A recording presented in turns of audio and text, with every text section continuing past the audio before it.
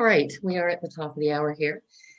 Welcome everyone to this mental health wellness webinar. Let's talk. We're really hoping that I'm monitoring the people that are just about joining in. So forgive me if my eyes are going all over the place here. It's my pleasure to welcome Larry Marchenko to this webinar. We are very, very fortunate to have him. He's a private practitioner with 30 years experience in the mental health field. He provides psychotherapy to adults, couples, and adolescents. He is an employee and family assistance program specialist who manages EAPs as well as provides employee wellness workshops and critical incident stress debriefings. And at this time in our world, I think that this is such a timely webinar. I've been speaking to CAMEX members all over North America, and we have never, ever been faced with these types of challenges before. And in particular, we're all dealing with the COVID pandemic. With our industry, I think probably 95% of us have all gone remote, and which makes it even more challenging to stay engaged and to have that type of culture that you want in your call center. I'm going to, just on logistics here, I'm going to ask everyone to put themselves on mute just as we start to go through this. Having said that, we want this to be very interactive. And if you want to use the chat, or if you want to come off of mute and ask a question, you'd be fine. We've got someone there who's, there we go.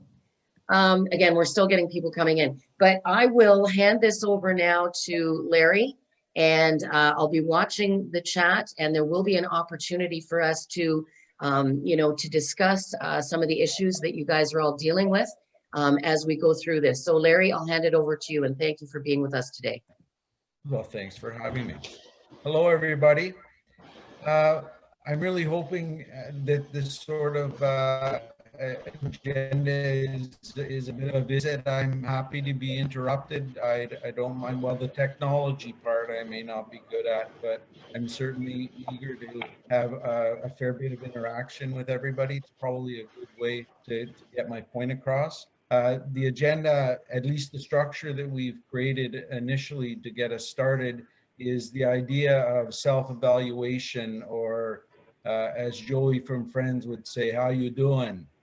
And then the idea of we need to identify what it is that are stressing us out. If we don't identify it, then we certainly don't have any strategy to address it or create solutions. And the self-care is always an issue. And the fourth part of what we may get to is how can I help others? And my comment there, or would add to that, is I think it's best that we prioritize our own well-being, not in a selfish sense, but in a, we're not going to be able to provide good support for others if we're not coming from a good place ourselves. So this idea of self-evaluating sort of is a bit of a foundation for then reaching out into support for others. And the other part I was going to add to that was this idea, or it's a term I use, I don't know if it's widespread, but emotional energy management. Life takes, like we spend all our emotional energy, whether it's raising kids or work or the dynamics with family or neighbors, friends, and we have X amount of emotional energy. And so we need to be cognizant of where we're spending it. So why I'm talking about that in terms of helping others is that we make sure that we're in a good place, prioritize that, and then with any additional emotional energy that's available, that's when we can reach out to friends, family, coworkers, and others. So this first slide that's up is is again an approach to self-evaluation. And this particular technique, it runs through a continuum of color, as in green is, you know, life is good, my quality of life is reasonable, you know what, I'm doing pretty good.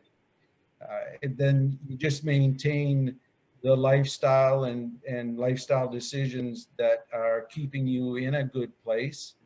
And again, I'm referring primarily through COVID, although these are generalizable to life in general. And then if something happens and we move from the green to the yellow, you sort of go, hey, what's up? Something's not quite right. And then we have a look at maybe sort of evaluating, you know, something's not right, and trying to identify what that might be. And in that early stages of getting a sense that something's not right, then we do use, or I would encourage, a technique that we call KISS. I don't think it's mine, but it's KISS, and that's keep it simple, stupid. So it's just, we simplify, trying to better understand what we need to do. And if we move to an orange, then yeah, really something's not okay, and it's time to consider intervention on whatever level that might be. And if we move off into red, that's when, you know, it could be just not coping very well. And of course, the risk factors at that end of the continuum, I imagine, would attain levels of suicidal ideation. And of course, then we're at a pretty serious place when we get there. The other part I wanted to add, I guess it relates as much to green as to any of them, is my experience with, I can be a CNN junkie. And I really came to through the COVID thing, well, and the Trump stuff too, the COVID thing, how many times do I need to read on the side of the television that there are 4,100 people dead in the United States from COVID? I recognize that, you know, okay, I heard it once, maybe through some of the other programming, I've heard it twice, but to expose yourself to that kind of stuff that many times, just to me doesn't make any sense. So what I'm trying to do is get my update from CNN or wherever, CBC, and then move on and do something different, and not sort of fixate too much on it. When we get sort of bombarded with you know, death and all the crazy stuff going on in the United States, it can sort of initiate a fight or flight. I mean, most people have heard of fight or flight, but that's when the stress hormones are released in our body, and it's just, it's deteriorating. It's not a good thing for our physical well-being. All right. Should we use this temperature check on a daily basis?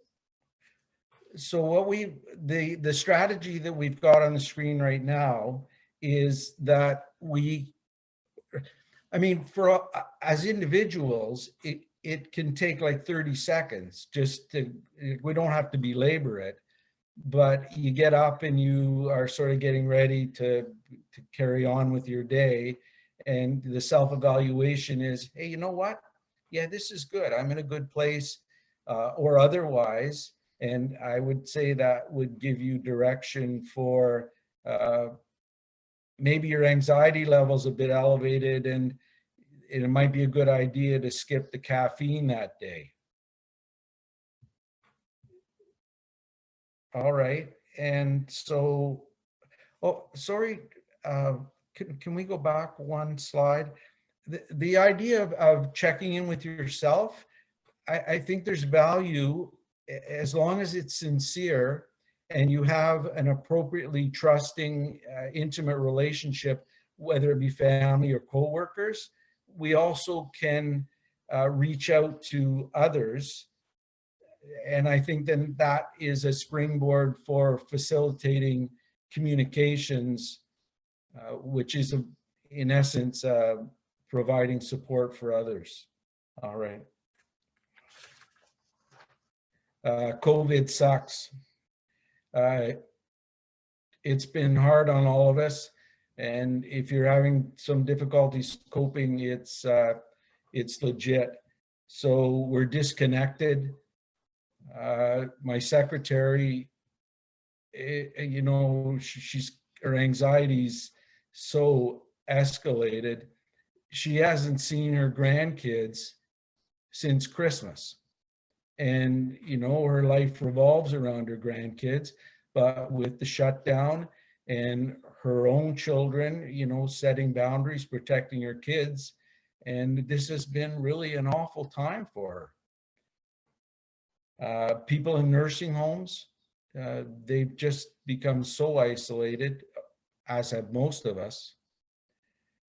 So sort of coping strategies there would be that the technology, example, what we're doing right now, and we need to use it. I guess my comment with the technology would be, at this point, it is as good as it gets. So let's do our best to use it. And in terms of reaching out to others, whether it be friends, family,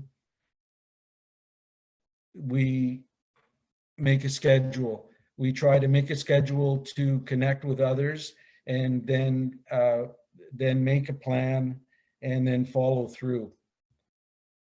And the other thing I would add to that is I'm encouraging people, this idea, what we're living through with COVID, probably since June or earlier, it's probably come up in my psychotherapy or in my sessions, virtually with every client, maybe not every single session, but COVID has an impact on all of us.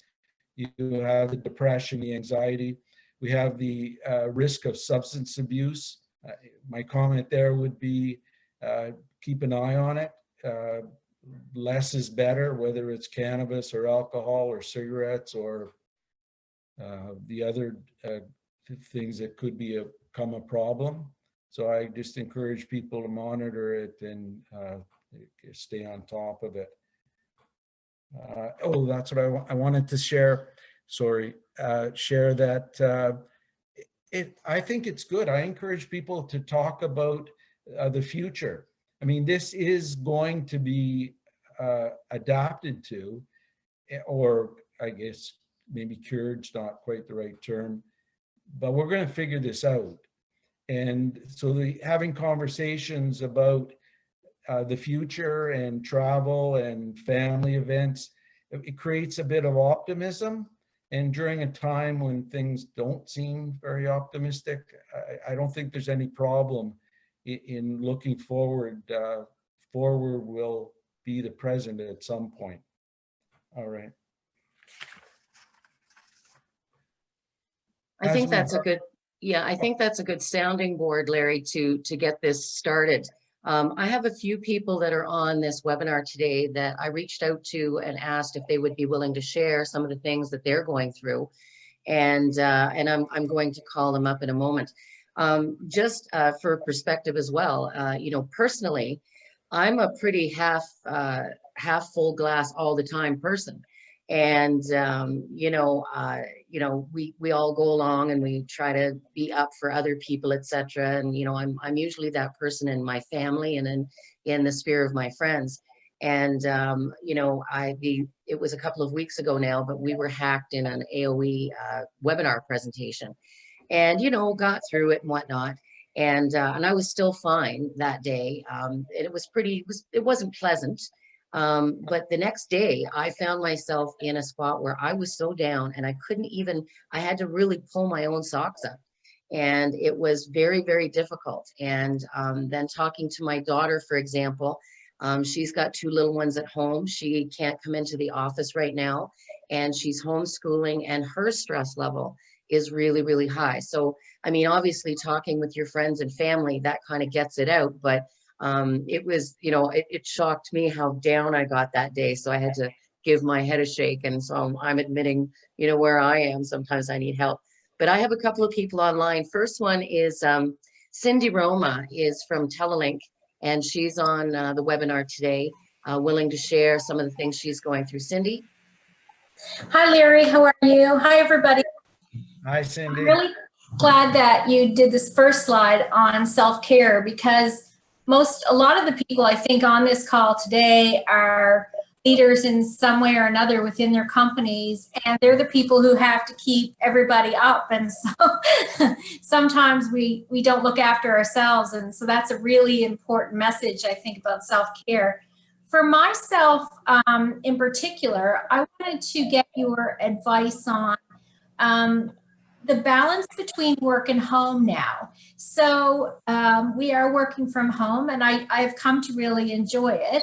But I used to use the time coming and going from work to kind of transition myself from getting all my work thoughts out. I had some really good thinking time to that doesn't exist anymore. You kind of just go from your, you know, your little space in your home into the next space. And I'm finding that transitioning of time is missing in my life. I'm feeling like everything kind of, and I don't have any children. Probably people with families maybe have bigger distractions, but I find myself overthinking more than usual right now. Cindy, that transition, people talk about it with regularity. The idea of the drive home, and if you're in the GTA or something, your drive home can be an hour and 30 minutes. And it's the, well, you refer to it as a transition from work to home, and vice versa, home to work, when you get in work mode. And that's been taken away. So my thought on that would we be creative and let's create something. So you finish, we're going to talk a little bit about the home environment, and now we've got this, whether the kids are home, I think it's always changing, but the university and college kids, as far as I know, they're all home doing the academics virtually. So for many people working at home, they've got young adult children in and out of the work environment, although we need to set boundaries for privacy. My point was, to answer your question, I wonder if we could set up a transition from a block of time. If you're to finish work at a set time, say 4 o'clock, that before we in a sense, well, physically, but emotionally re-enter into family mode, parenting, cooking, everything. What if we implemented something, a relaxation strategy, visual imagery, a safe place, or a drive, or a walk? A walk is always, you know, as long as the weather's permitting.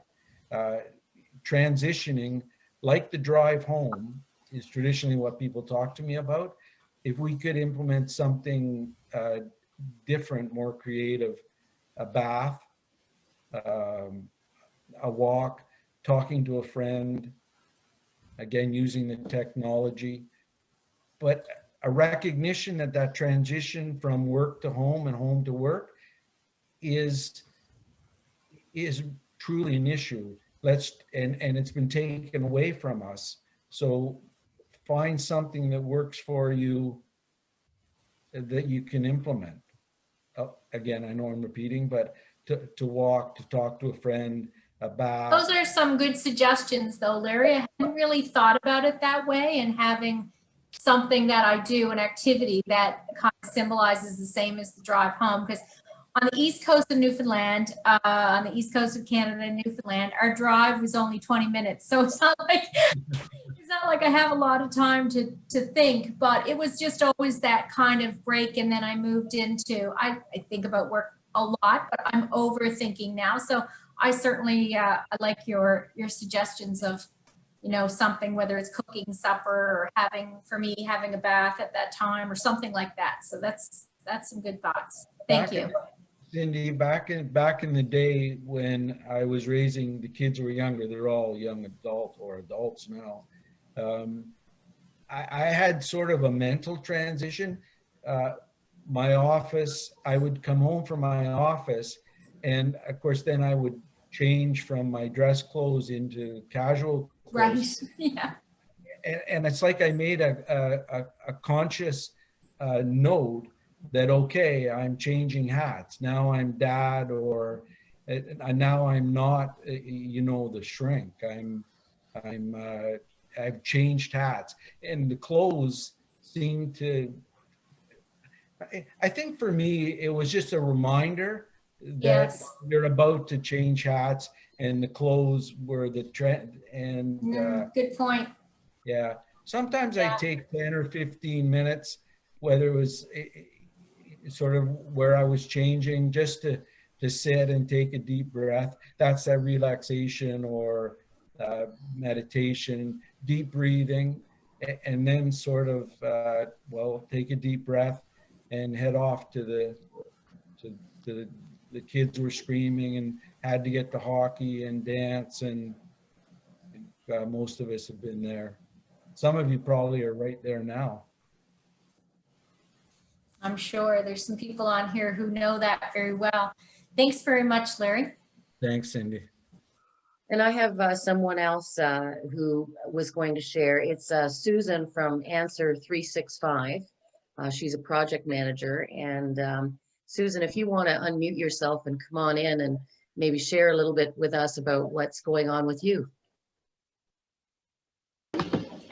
I can't say if for me, some of the issues is learning how to handle with or deal with my coworkers and the operators and those that are answering the phones, because some of them take the calls very personally when it has nothing to do with them at all, but they do take it really personally, whether it's the type of call that they're handling or whether it's the attitude and the emotions of the caller themselves.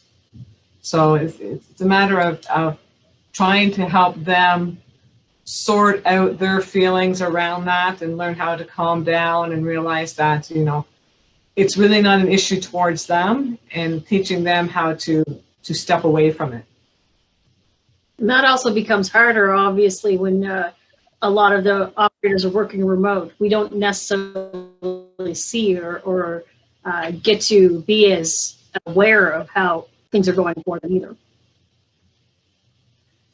I would comment, when I'm meeting with clients, well, obviously in my office, and they are working those types of roles, taking telephone calls and or dealing with the public, whether it be in an office environment, there's a tendency for all of us to, especially Going for them either. especially anger that is directed at us, at say an operator who's taking a difficult call, and the person on the line is angry for whatever number of reasons that they're calling. I work at them to make sure that they're aware that this isn't about them. So not to personalize it is the term I use. Do not personalize it. This is not about you. In dealing with angry people, I even use some funny little techniques, like you would always sit sideways. You sit sideways to somebody who's venting anger. And even on the telephone, I think that's not an unreasonable thing to do. Now, there are therapists who think that the angry person is generating a lot of negative energy. I'm not such a believer on that, as much as, well, it is negative energy. But if you're sitting sideways, you have been cognizant to turn your body, which then I would say cognitively, you've reminded yourself not to personalize it. Never sit square to someone who's venting anger. You're just absorbing it. Remind yourself sideways so you're deflecting it, and hopefully not personalizing it to the same extent. Susan, I'm not sure now, did I answer that question? Well, some of them, and as I said, some of our calls are very emotional, which has nothing to do with necessarily the caller or the operator, but has to do with the topic itself. And they're dealing with sometimes very emotional topics, and it's how to help them with that, especially if it happens to be a day where they have multiple emotional topics on top of each other. Yeah, that's an interesting point.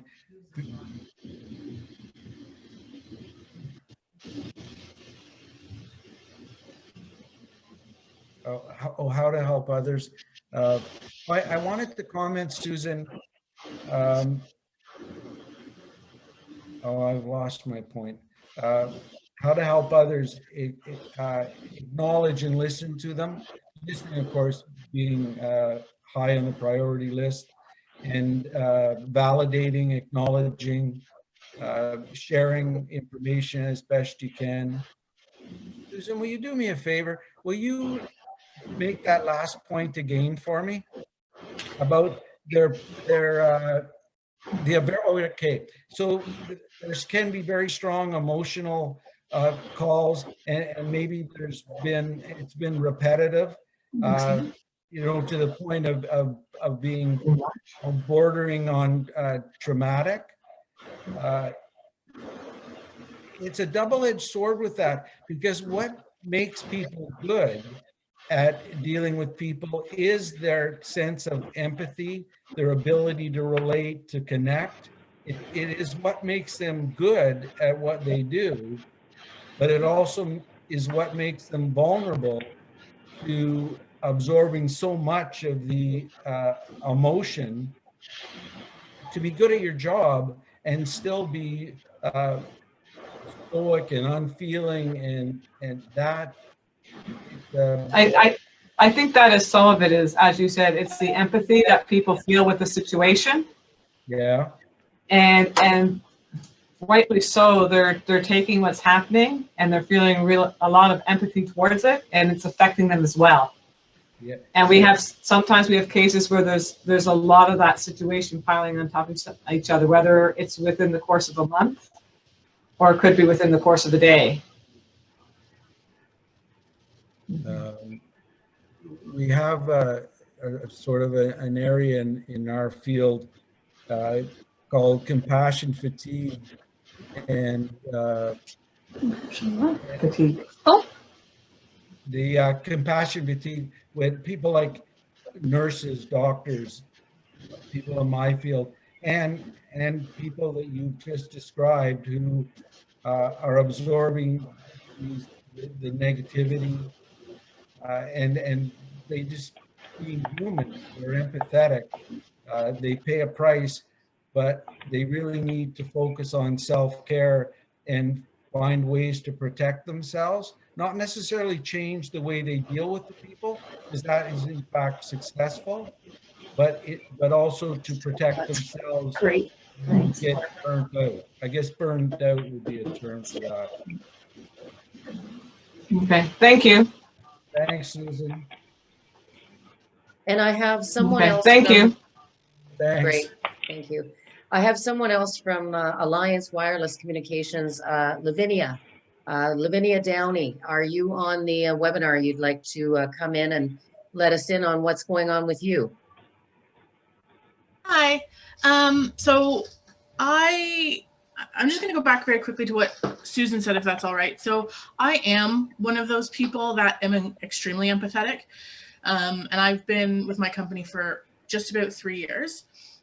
So my day-to-day when I'm on the calls is, and I don't know if I'm allowed to say this, is mostly funeral homes, because I am one of our higher levels. So I've reached the point kind of where I I am feeling burnt out. I am feeling that compassion fatigue, and I don't care anymore.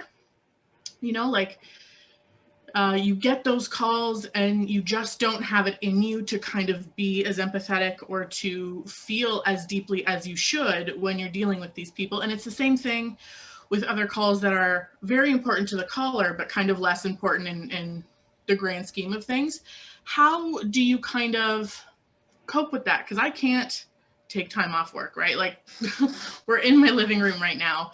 And as you can see, my place isn't very small. So I don't kind of have my own little office bubble. I don't really have the people in my immediate vicinity, because I live alone, to kind of talk to. And I do therapy, but how do you kind of deal with that burnout and not let it overwhelm you?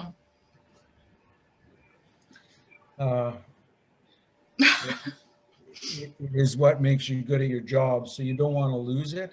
But the first priority would be protecting yourself. You're not going to be able to be long term in a situation like yours. You actually work with families from, did you say funeral homes? Yeah, so we answer for a wide gamut of companies, but funeral homes is one of them. So we're basically the first contact, separate from maybe the police or the nurse for some families. So I could give you many examples of some really traumatic calls that I've taken, and it just is a lot.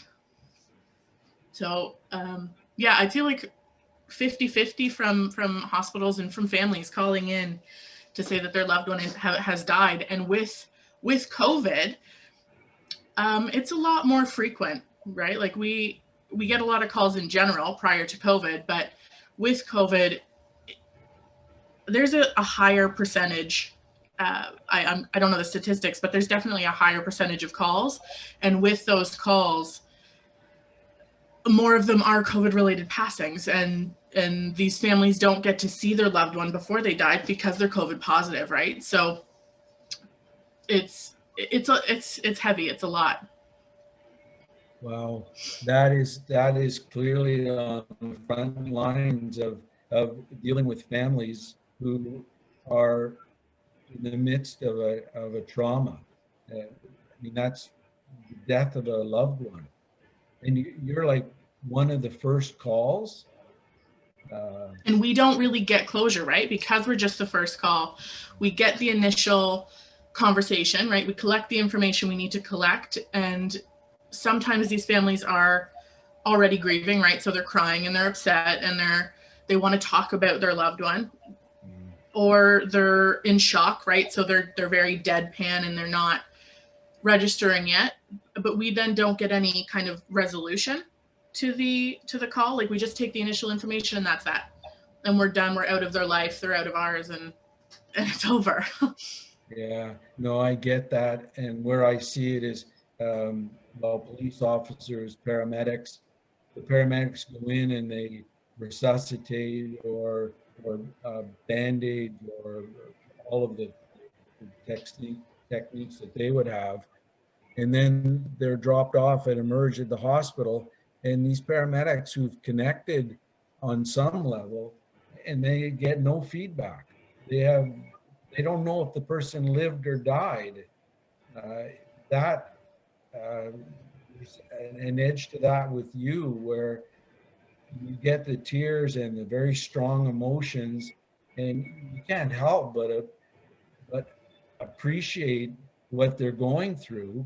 Again, that's the empathy. And obviously you're quite able to show that compassion, and then there's no feedback. You don't know what happened. Yeah, I imagine. And then you're just on to the next one, right? So it's sometimes it's like Susan said, it's back to back. It can be all day, right? So I can get 5 death calls in a row from really, really devastated families and kind of deadpan nurses because, you know, they deal with it every day. And then my sixth call may be somebody who's calling because their power went out, or their fridge isn't working, or their heat isn't on, or something like that from some of the other accounts that we get. So it's like heavy, and then you have to switch modes into this sunshiny customer care operator, that's what I'm really struggling with, is kind of being that sunshiny person. I'm just sort of repeating what you had said to me. You're living alone? Yeah. You take those calls all day, and I really would encourage you to look at some creative self-care, having access to debriefing either at the end of a call, having somebody, whether it's EAP or professional or not, but having somebody, a close friend, a supervisor, a coworker, a neighbor, because you must be quite isolated with the COVID. Yeah. I would encourage you to find extra steps to take. You know, I'm not equating it or catastrophizing, but with the paramedics or the police and firefighters, it's almost like I could diagnose PTSD with most police officers and most paramedics and most firefighters too. So, and you really want to be careful on absorbing that much trauma. So find ways to protect yourself. You need to debrief, whether partly repeating, but debrief, whether it be a particularly traumatic individual call. I know you've got to stay on the line and you've got job responsibilities, but if there's a quick way to debrief what just happened, I would encourage that. Or you have somebody you trust in an intimate relationship, emotionally intimate relationship, that you can touch base with at the end of the day. Maybe like Cindy's call about the transition from work to home. Maybe you could incorporate something along a debriefing, a regular structured debriefing at the end of your day, like a shower or a walk or the things I talked to Cindy about. Maybe yours would be more particular to recalling or note-taking, journaling some of the trauma that you've absorbed during the day, and have somebody available for that debrief at a particular time at the end of the day. Again, equating it to Cindy, where there's a transition from work. So at the end of the debriefing, you're, in a sense, closing the door to your office. Yeah, there's a couple of good tips in there. I'm wondering, someone's asking on the chat line for some very specific steps as well to take, but I'm wondering if there's anyone else that's on this webinar who is in our industry, who's dealing with this right now with their own staff, and if they're checking in with them at the end of the day, or if they have a regular schedule for any of that. Just wondering if anyone wants to chat in. I've got someone that's saying, I feel that everyone's agents are in a place of being in max capacity with COVID staff and dealing with the type of calls that they receive daily. What would be the one tool you would suggest to add to our supervisor toolbox to better assist all of these people who are at their max and just trying to get through their shift? Yeah, that's, you know, we're trying to look at one thing, one extra thing that they can do outside of transitioning. And again, I'm asking anybody else that's on this webinar right now if they want to chime in with something that they're dealing with and how they're dealing with their own staff, if there's anything of success that they've found. I think Gary raised his hand. I'm not sure.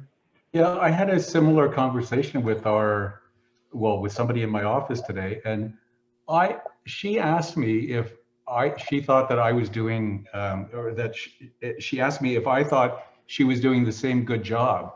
And I had to tell her yes, and it shocked me. So I think that people that are really empathetic may feel like they're doing a less good job, but I bet you if you ask the people around you, they would probably say no.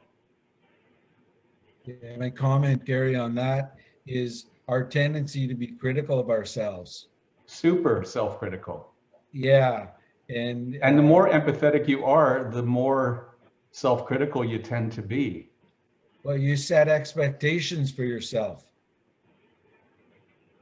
You set the expectations. 100%. So yeah, I would say for anybody who's feeling that way, I mean, again, check in with your coworkers and ask them if they see anything in your behavior. Because listening to, I'm sorry, is it Lou from Alliance? You sound like such a genuinely sincere individual, so concerned about what you're doing and the service. I try to be. Well, it's obvious to everybody on the call, I'm sure. And so you may feel that you're not giving your usual 100%, but we're living in times of COVID. Nothing is 100% anymore. So I always tell people who are challenged with this, that whether they're my friends, my family, my coworkers, my staff, is we have to think of ourselves as being our own best friend. So the best advice that we would give other people is the advice that sometimes we don't apply to ourselves. And I'm looking at you smile right now. I can't believe that you would handle a call badly, really. I definitely have. I mean, I am very self-critical, but I know that there's calls where I've done poorly. As I'm sure all of us, if we really look at ourselves, we all have those experiences where we know we've taken a call and we could have done it much better. And then, you know, you get your feedback and you can see the same thing. Like, you know, it just was not a great call. And I know that that's happening more for me because I'm going to cry, because I am so overwhelmed and burnt out. Fuck.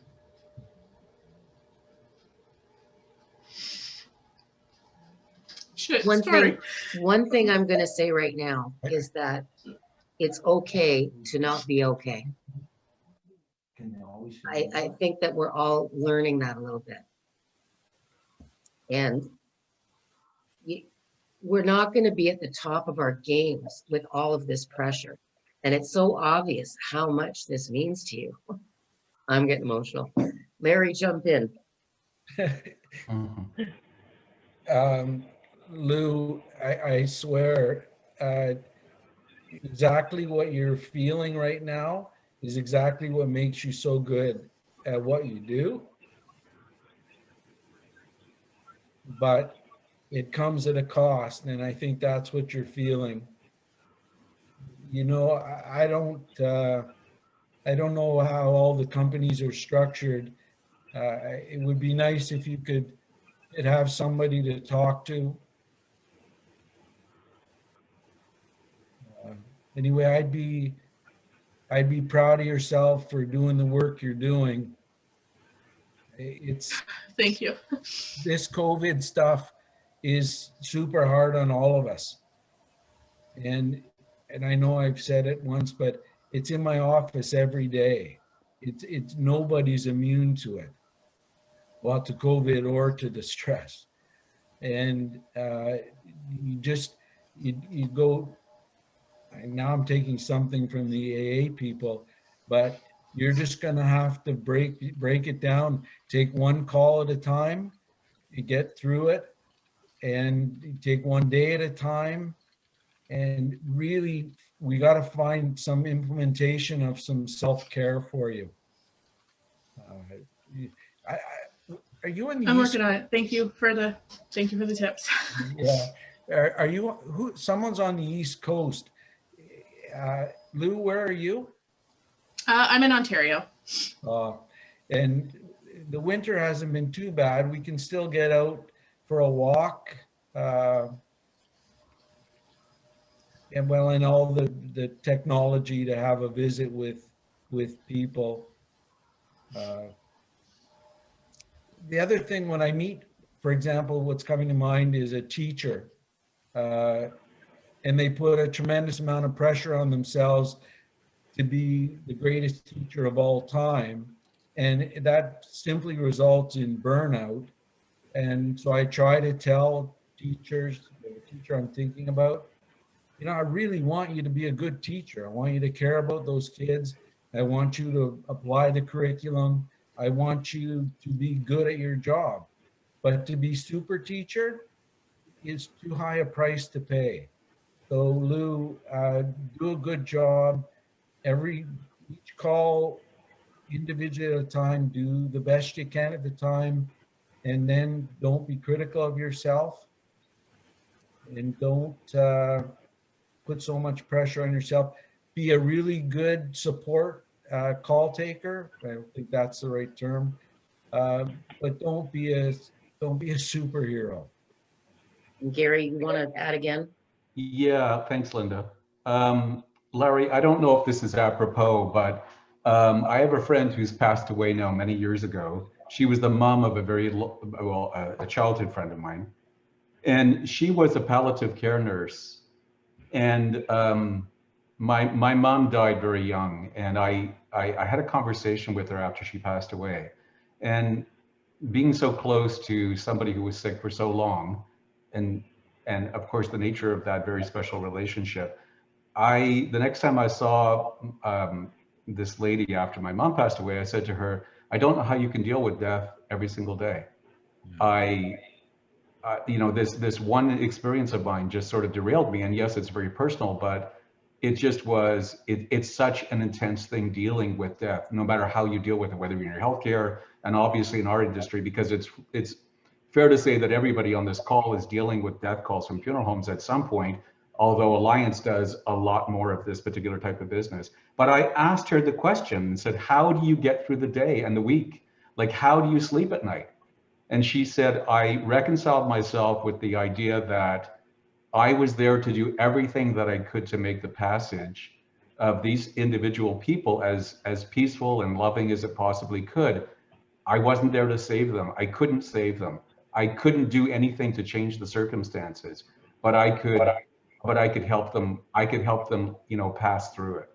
And maybe that's something with the situation here for you, Lou, that you might want to keep in mind, that what you're doing, and even if it's not up to your own usual standards, you're still helping these people for what they need in the moment. Gary, I really like your analogy, your comparison to the palliative care nurse. And she would absolutely, it would be essential to figure out a way to cope with her role in the relationships of the people she cares for. Otherwise, she couldn't do it. She'd do it for 6 months or a year, and unless she found strategies to cope, she would just not be able to last in the injury. So she has spun it on the positives, and she takes away from the situation or the relationship with the person who's died, the positives and what she's contributed in a helpful, caring, supportive way at a time, well, it's palliative. So we know where this is going to end.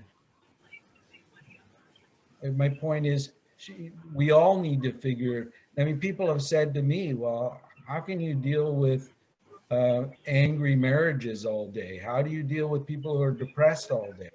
How do you deal with childhood sexual disease? I don't know. I exactly how I can define that, I don't know. But if you do it for 30 years, you must have figured out what works for you. And I guess for Lou too, I hope she stays in the industry. She's good at it, and callers benefit. I don't have an exact answer for Lou either, but except find a way to make this work over the longer term.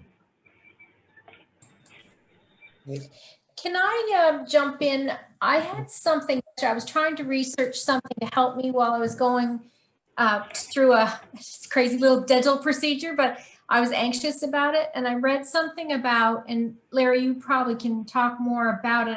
Hopefully I get it right, is take a moment and ask yourself, what 3 things can you see? What 3 things can you hear? And and then move 3 things on your body.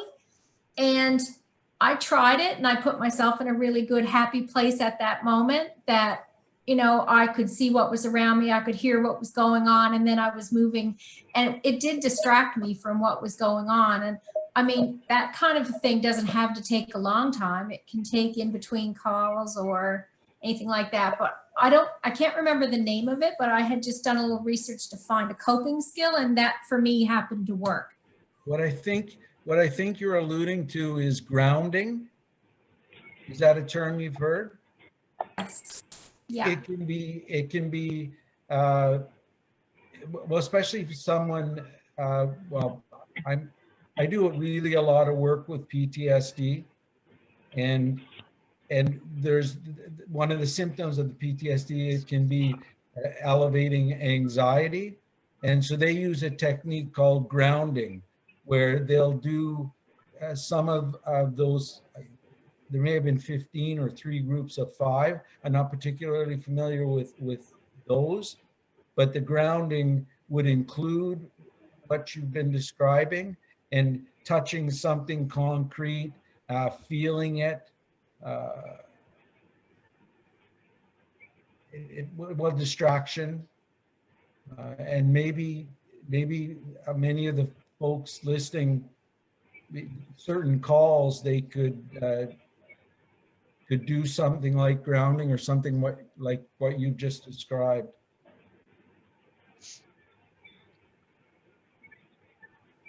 And I'm gonna ask out loud too. We've got about 7 minutes left in this webinar to bring us up to the hour. If there's anyone else that I had kind of talked ahead to these 3 individuals, but if there's anyone else on this webinar that would like to, if they feel courageous enough to say, maybe something that's going on with them, we're here. So just come out of mute if you'd like, and share with us, please.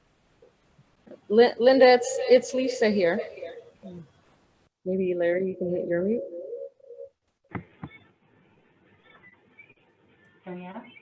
I just want to mention Cindy 2 coping strategies. I have a friend, Erica, and she owns her own business, and she has 2 young children at home. And what she would do every day when she gets home from work is she goes right into the bathroom and has a bath. She leaves the nanny with the kids, and that's her transition time. She doesn't talk to the kids. She doesn't deal with dinner. She doesn't deal with the nanny. She has her bath, and that's it. And for me, I used to what I call the drive at 5 with my daughter, where every day during my 30-minute commute home, I would call her and we would just chat about our day. Well, COVID took that away from us. So I made sure that even though I didn't have the drive at 5, I was still making that phone call to my daughter because I was so used to that time. So those are a couple of the things that I've been using. And to Lou, I just want to reach out to you a little bit and tell you that what you're going through is completely normal. Everybody is going through that, and I don't want you to feel like you're alone. Thank you. I think that, that it's a really important thing to know that it's okay to not be okay. We have high standards for ourselves in whatever we're doing, whether it's to do with work or our families or our friendships, how we clean our house, how we cook healthy, whatever we do. But it's okay to not be okay, especially in this time. And that's something I'm learning. It's a very personal learn for me because, I'm the A personality, the leader and all this stuff. And I want to do everything perfect all the time. Well, it's just not feasible in this day and age. Just these last few minutes, is there anyone else that would like to jump in? Yes, I have one question. Yes. how would you handle, we've all had traumatic events in our lives, in our past or whatever, not all of us, but sometimes we get calls that we can really, really identify with that have maybe something ourselves we might have gone through in the past in our life that really, really have affected us, and the caller is going through the same thing. And then once you're done with that call, you're like in that zone of that, whatever the situation was that happened. And our supervisors are busy and our coworkers too, but sometimes it's too hard to speak about. Is there anything you can suggest? Maybe we can call a number like during our break or our lunch or something like that. And don't get me wrong, all my coworkers are wonderful and I love the job I do, but sometimes it's like you said, we get too involved, and sometimes a certain situation can really bring you back at a time when that affected you in your own life. Yeah. Okay. So what's happened in those situations is that you've taken a call and you have personalized it, because in fact it is personal. So you have, what you bring to the table is the trauma from your own personal experience. So the first thing is the fact that you're aware of it. Sometimes people get triggered and they don't even aren't self-aware enough to recognize why they're triggered.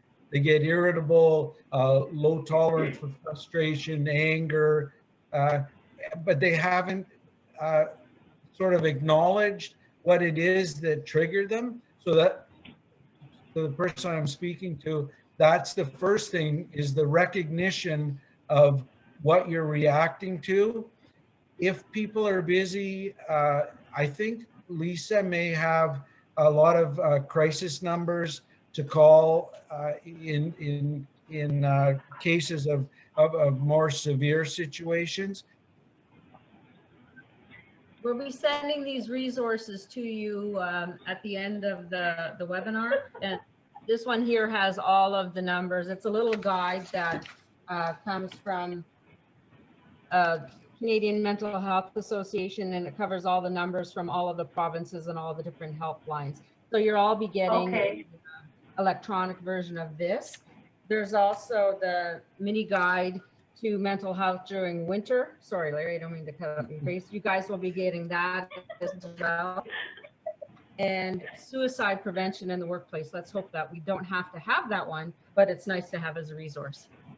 And I wanted to comment with the person I'm speaking to, if people are busy, and then Lisa gave you some of the resources, but I don't know the details of the personal trauma that may have been triggered by certain calls, but there's also journaling, or if it's a specific person, or I don't know this scenario, but you can write a letter. Maybe it's somebody who's deceased or has caused trauma, and you can write a letter. If someone's not accessible to, that you have a trusting, intimate relationship to speak about it right away, then take 5 minutes and do a writing exercise. Okay, thank you. That's great. This hour has really just flown right by, and I'm sure that we could go on and on and on. As Lisa pointed out, we do have some handouts for you, and I had a brief look at them before this webinar, and there's some really helpful stuff in there. So there'll be some takeaways and quietly reflect on all of this. But one thing too that I wanted to talk about, or just say at the end, is that I know that many of you have employee assistance programs within your own organizations.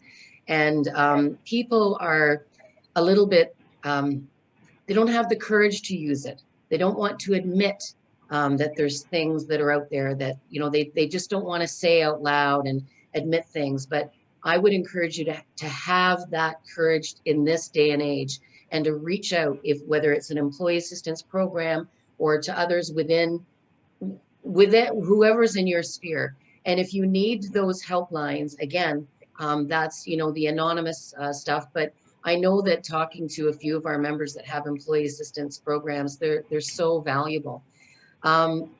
Okay, I've just got someone that's just saying they're jumping on another call. Anyway, again, we're at the top of the hour. Larry, thank you so much for taking the time with our CAMEX members. I can't thank you enough for your expertise and your knowledge here and creating a forum that lets us talk. So again, thank you very much. And thank you to everyone who attended today. And be well and be safe. And if you need anything else from the CAMEX office, you know where to find me for sure. Thanks again, folks. Thanks, everybody. Thank you, Linda. Thanks, Larry. Bye. Thank you.